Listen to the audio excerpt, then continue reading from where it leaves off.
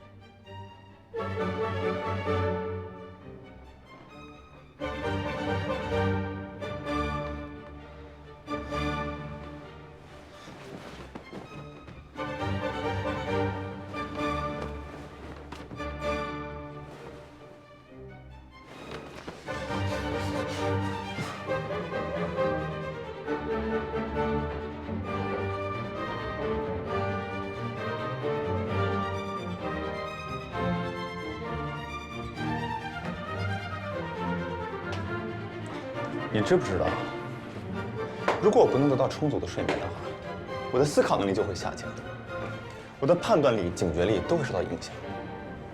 而更重要的是，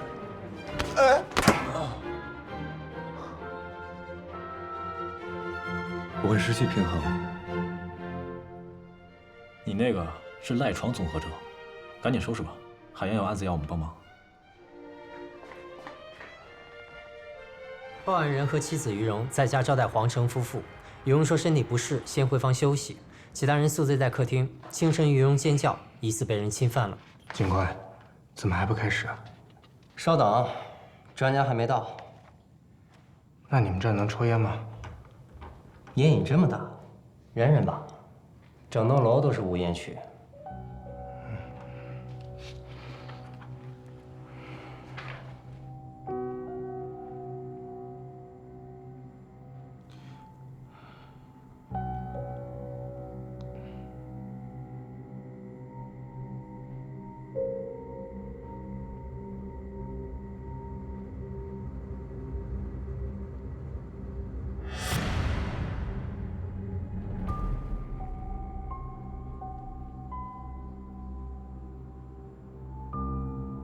教授，可以开始了吗？再等等。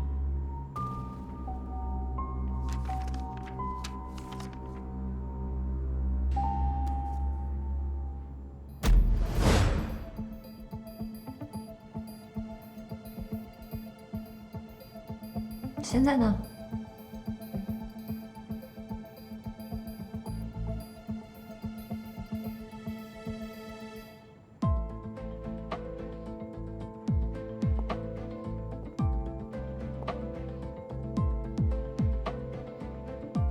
怎么了？开始。现在开始。请你叙述一下案发当晚的经过。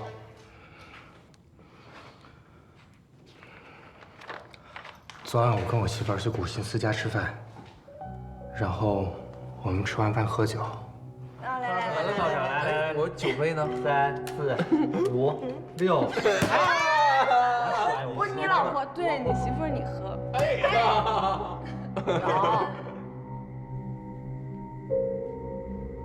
这之后，于荣说他先身体不舒服，然后就先去房间休息了。带我装，你以为不认识你？你认识我吗？你怎么了？有点不舒服。哎，你们继续玩啊，我回房休息一下。哎，没事吧？没事儿，休息一下就好了。要不然我陪你啊？不用了。于荣走了之后，我们继续喝到天亮，直到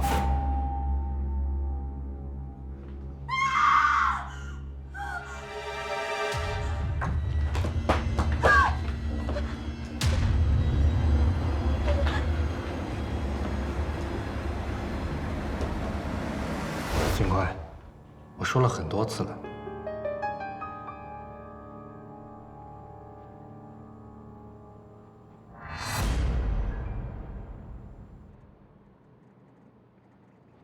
教授，怎么样？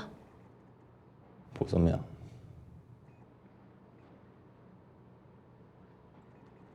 那我认为这个案件中肯定有人说谎。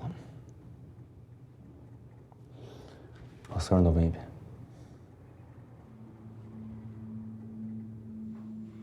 为什么还不能定案啊？顾先生，我们现在没有确切的证据可以证明是黄成做的案。还需要什么证据啊？房间里一共4个人，不是他，难道是我呀？可是您的太太并没有指认他。蓉蓉她只是惊吓过度。你为什么这么确定这件事是他做的呢？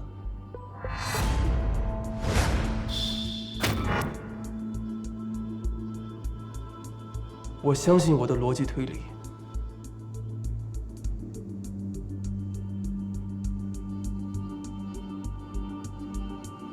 昨晚2点多的时候，我还去了趟洗手间，可是当时没有发现任何的异常。2点多少？如果我没有记错的话，应该是2点56分。怎么记这么清楚啊？当时电视没有关，我出来关电视的时候，上面正好显示的时间是2点56分。行，今天到这儿。警察同志，我希望你们尽快破案，因为我相信这件事情不是我丈夫做的。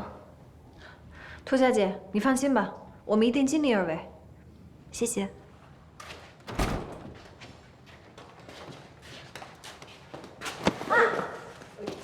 对不起啊，涂小姐。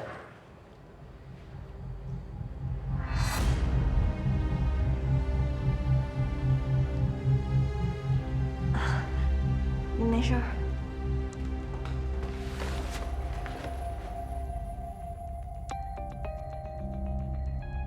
我觉得在睡梦中有人看着我，我拼命挣扎，拼命挣扎，终于张开了眼睛，然后我看到了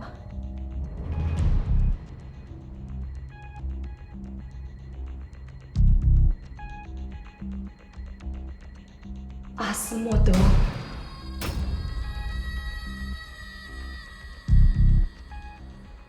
好了，我们来总结一下案情吧。佳琪，你介绍一下情况。他们4个人呢，从初中起就是同班同学，这4个人关系一直都不错。而黄成和涂灵是从高中开始就谈恋爱了，古新思、玉荣是从1年前开始才在一起的。婚后2家关系也十分不错，经常互相走动，基本上每周都会有小聚。在团体心理学里面，有一种小团体相互依赖的情况。佳琪姐，你看过《绯闻女孩》吧？当一个团体内产生一对情侣之后，其他的就会自动以排列组合的形式而存在。哦，我明白了，也就是说，黄成和涂灵从高中就在一起了，而古新思和于荣这个组合有点晚啊。谢雷，你帮我调查一下古新思前女友的情况，最好有照片。幸好我提前就交了申请啊！我刚刚进行了关键字搜索，这是他们的照片。怎么感觉都没什么区别啊？我还是比较喜欢于荣这种，看起来自然一点。打电话给顾新思，顾先生，请按照您的审美，把这些照片分个类。这只是一个测试。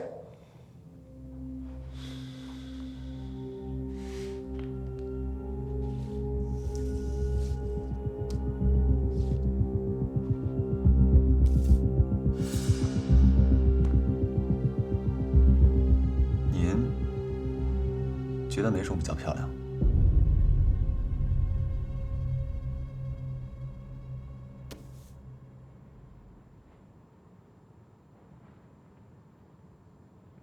这种。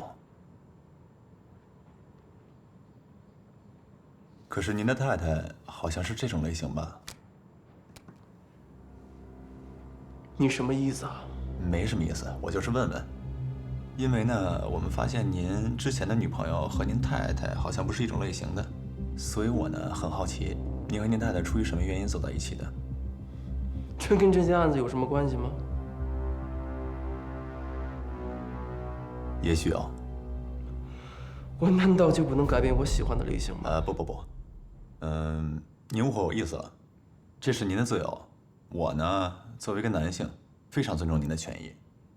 但是根据您刚刚的选择呢，您的审美好像没发生什么变化。那我告诉你，我刚才随便选的。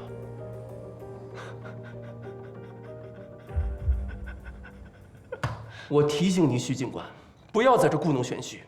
据我所知，如果24小时之内找不到任何证据，就要无条件释放黄成。你没有多少时间了。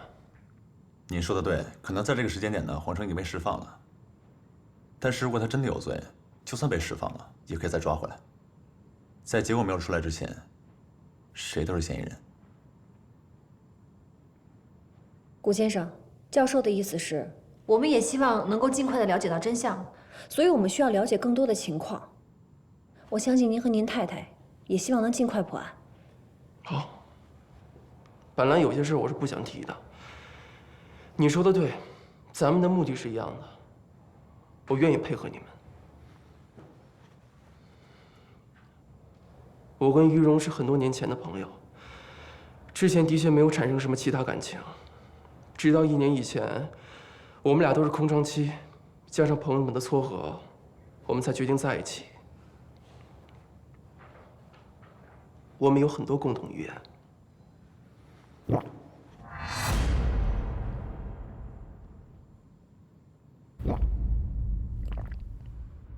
在我们说到共同语言的时候，他做了一个吞咽的动作。吞咽这个动作表示感情有强烈的附属。哦，所以你才会让他详细的解释什么是共同语言。其实没什么好说的，都这么多年过去了，我跟于荣都有一个自杀的妹妹。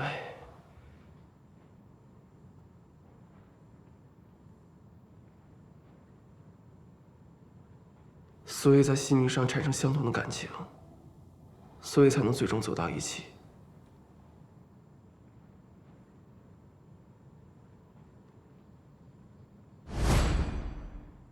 小陈比我小1岁，我们都在同一个学校。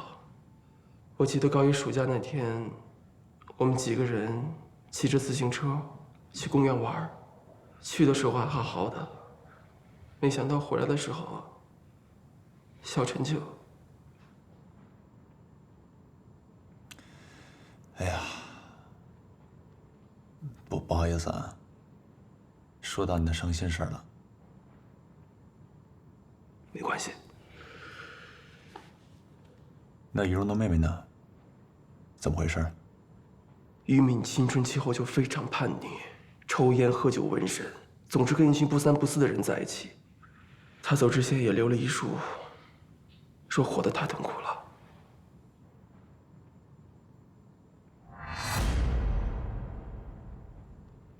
这也太巧了吧！从小就青梅竹马，两个妹妹也都自杀了。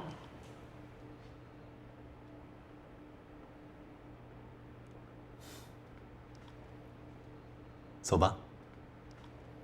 嘛去啊？调查顾小晨。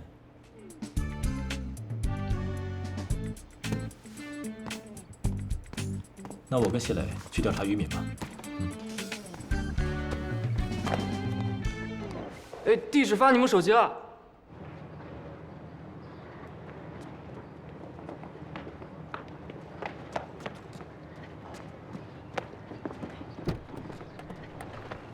谢谢。什么意思呀？开车。你怎么不开啊？我如果跟你说我以前出过车祸，不想开车，行了吧？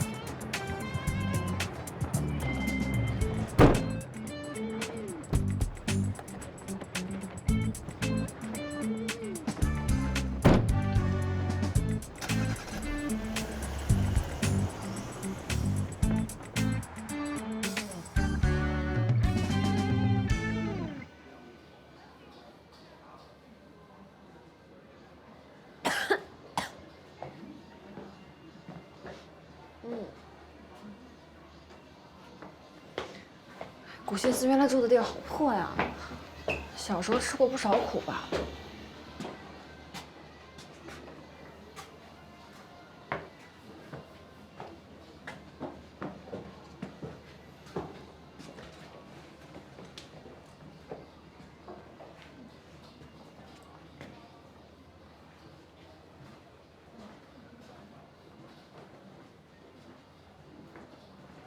这个。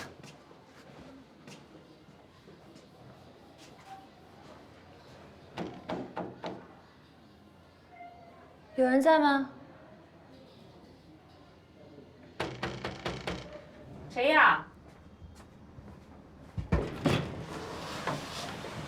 你们，阿姨，我们是警察。谢谢您。今天来有事儿吧？啊，这个人，您认识吗？我看看啊。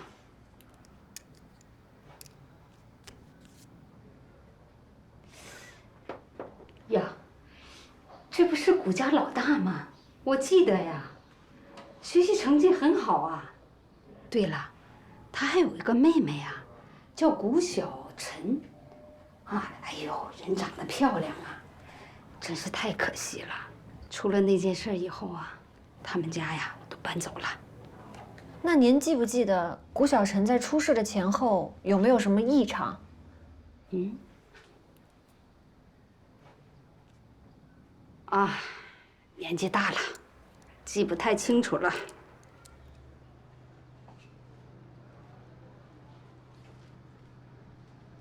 看来，不是老人爱说谎，是爱说谎的人都变老了。啊？你说什么呢？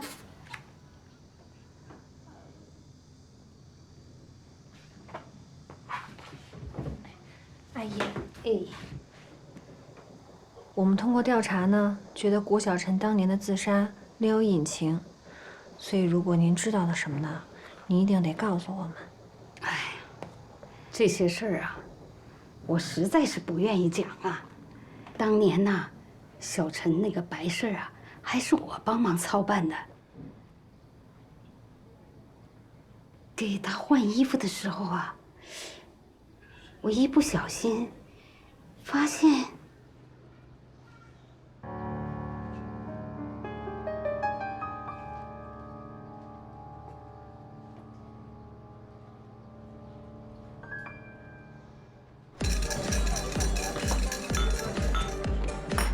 你好，这个人你见过吗？2年前他经常来这儿。没见过，这每天来来往往人这么多，别说2年前的，就是昨天来过的，我也不一定记得呀。先生，您现在需要我们最新推出的鸡尾酒——寻人启事。好好看看，见过吗？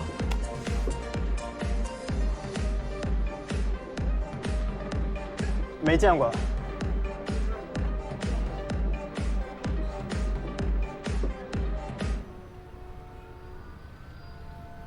古新思家的老邻居说，古小晨自杀的时候身体是有损伤的，受伤部位是在胸部。难怪突然自杀了，也是受到了侵犯。我们找到一张于敏的照片，谢磊。那个调酒师说他不认识于敏，被老大一眼就看穿了。怎么看穿的？他说这句话的时候，做了这个动作。人在说谎的时候呢，鼻子会被刺痛，这样轻轻触碰的话，会缓解这种不舒服的感觉。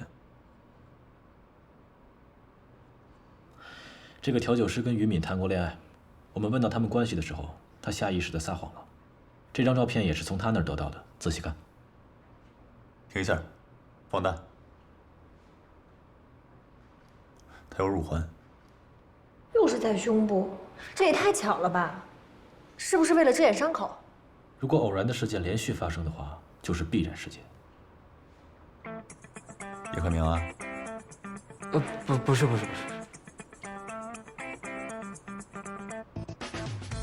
哎，你没挠鼻子，我都知道你在撒谎。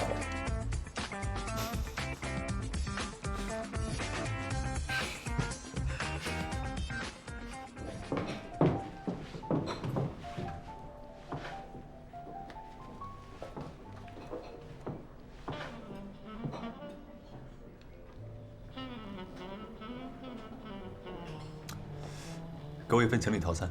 一份情侣套餐。这位先生要什么呢？啊，我要。他和我一块吃情侣套餐。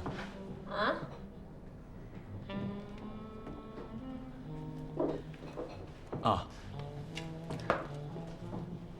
我们只是普通的同事关系啊。同事就不能吃双人情侣套餐吗？我是看人家吃的好吃，学人家点一份，不可以吗？可以，我马上帮您下单。这位小姐要什么呢？我就只要一份普通的晚餐。好的。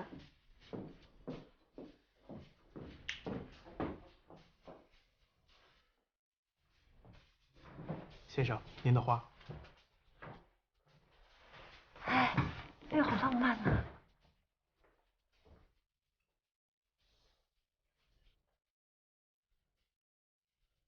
愿意嫁给我吗？不愿意。不愿意。你是不是出轨了？你是不是出轨了？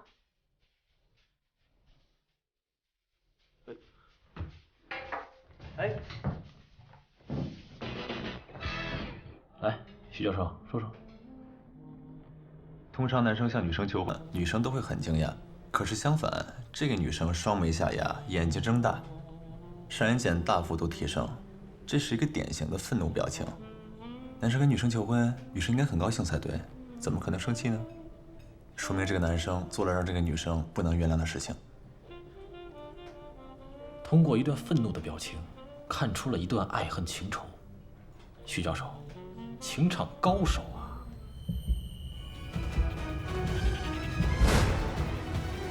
为什么还不能走？房间里一共4个人，不是他难道是谁啊？蓉蓉她只是惊吓过度。阿斯莫德。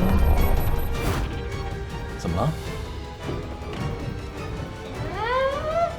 我饭还没吃呢。哎，情侣套餐呢？怎么了？发生什么事了？打扰你约会了。我这不算约会了。看出什么了？我怎么觉得他刚才诡异的笑了一下啊？是我的错觉吗？就是错觉，他在一瞬间完成了2种表情的切换，看起来就是像在笑。2种表情，这是一个典型的惊恐表情，双眉上扬，而且紧锁，上眼睑大幅度提升，嘴唇微张。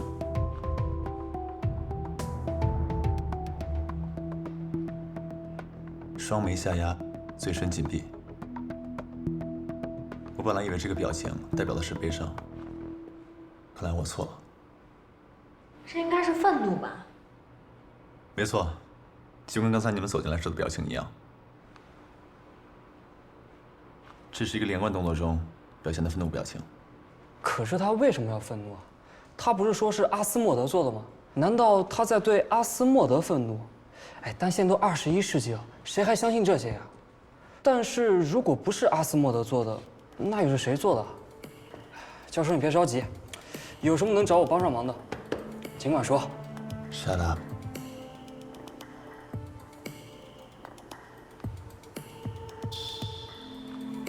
警察同志，我希望你们尽快破案，因为我相信这件事情不是我丈夫做的。我们有很多共同语言，我跟玉荣都有一个自杀的妹妹。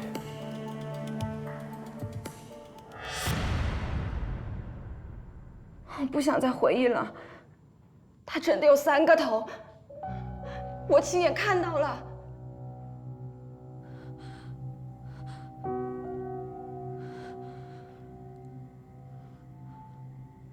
我不想再回忆了，我不想再回忆了。于小姐，你别害怕。到底是谁在害怕呀？你先平复一下情绪，我们聊点别的，好吗？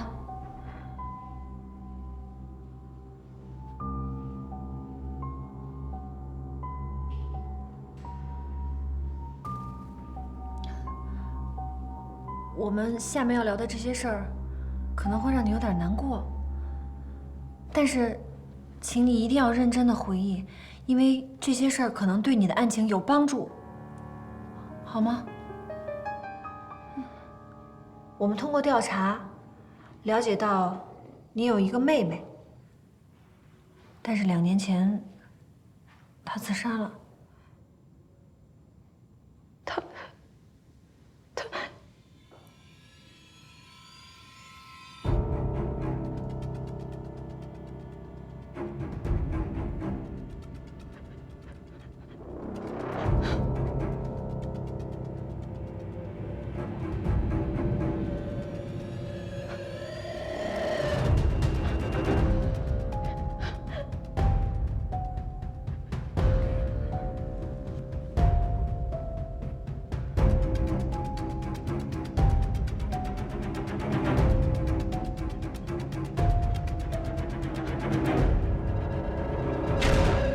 为什么不能定案？我们现在没有确切的证据可以证明是黄成做的案。还需要什么证据？